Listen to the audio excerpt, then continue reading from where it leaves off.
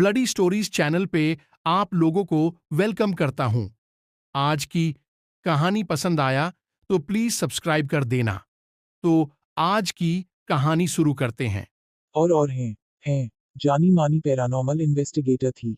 कई सालों से ऐसी जगहों पर विजिट करती थी जिनको हॉन्टेड कहा जाता है। वहां जाकर मैं उन जगहों के असलियत में हॉन्टेड होने या न होने का सबूत पूछती थी। हाल ही में भी ने अपनी फिजिक्स की वीडियो रिकॉर्डिंग को सोशल मीडिया पर डालना शुरू किया था, जिसके चलते उसका एक काफी बड़ा फैन बेस बन गया था। इन्हीं के सोशल मीडिया फॉलोअर्स उसे अलग अलग जगहों के बारे में बताते और उसे उन जगहों पर जाकर उनकी असलियत का पता लगाने कहते हैं। कोकई में इंडिया के हॉन्टेड स्टेशन दिल के बारे में भी आए थे। ईडी को डाउनहिल से जुड़ी बहुत डरावनी कहानियां भेज रहे, इसलिए एमी ने डिसाइड किया कि वो इन कहानियों के पीछे छिपे सच का डाउनहिल जाकर खुद पता लगाएगी। कुछ ही महीनों में एमी वेस्ट बंगाल के दार्जिलिंग डिस्ट्रिक्ट के टाउन करसोग में पहुंच गई।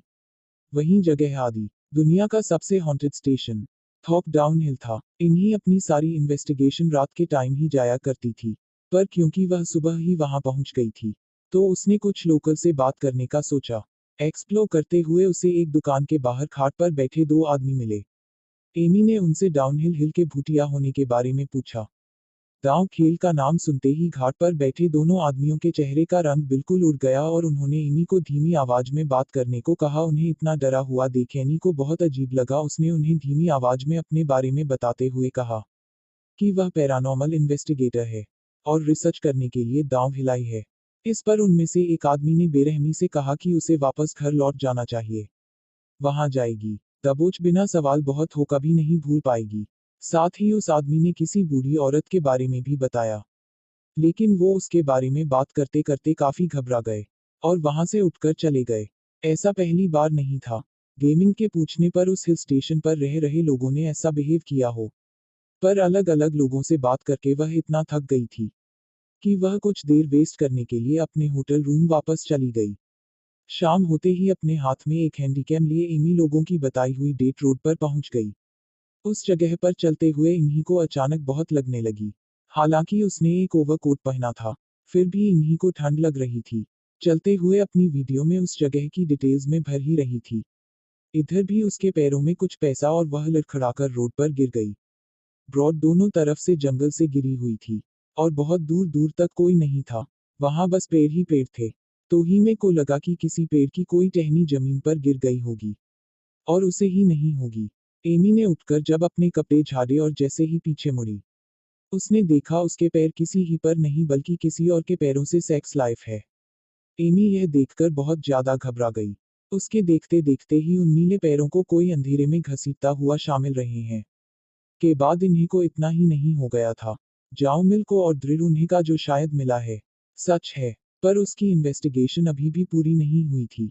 वो अपना हैंडीकैम लिए उस रोड पर आगे बढ़ने लगी। आगे उसी रोड पर चलते हुए इन्हीं की आंखों के सामने एक बूढ़ी औरत रोड को पार करती हुई जंगल में चले सब कुछ रिकॉर्ड कर रही थी। बिना आवाज किए वह उसी औरत के डायरेक्शन में बनी। तभी उसके कान में गवाह जाए भी वापस चली जाओ इस कर्मे के रोंगटे खड़े हो गए थे, पर फिर भी वो आगे बढ़ती जा रही थी। उसे तलाश थी उस बिना सर वाले लड़के की जिसके बारे में सभी ने उसे बताया था। जैसे जैसे आगे बढ़ रही थी, उस रास्ते की सड़क छोटी होती जा रही थी और वो जंगल बेहद घना होता जा रहा था। अब बहुत तेज हवा से पेड़ पर लगे तो के खुलने की आवाज के अलावा एकदम एमिरेट्स आइडिया के करीब 100 मीटर और आगे जाने के बाद वह वापस लौट जाएगी। उस पूरे रास्ते पर इन्हीं कोई ऐसा लगता था पेड़ों के ऐसे रहा है और उसका पीछा कर रहा है। धीरे धीरे धीरे अपनी हिम्मत की लिमिट तक लगा रहे थे और 100 मीटर और तो वापस आ गया। लेकिन वापस लौटते हुए दाईं ओर से एक जोर की आवाज आई। रेल कोई उसे सरकार रहा था। उसने जैसे ही अपने बाई तरफ देखा तो उसे काले घने जंगल में से खोल डाला से घूरती हुई दिखी ने कर बाहर की तरफ जाने महंगा हुआ रखते हुए उसे अपने पीछे किसी के भागने की आवाज आने लगी।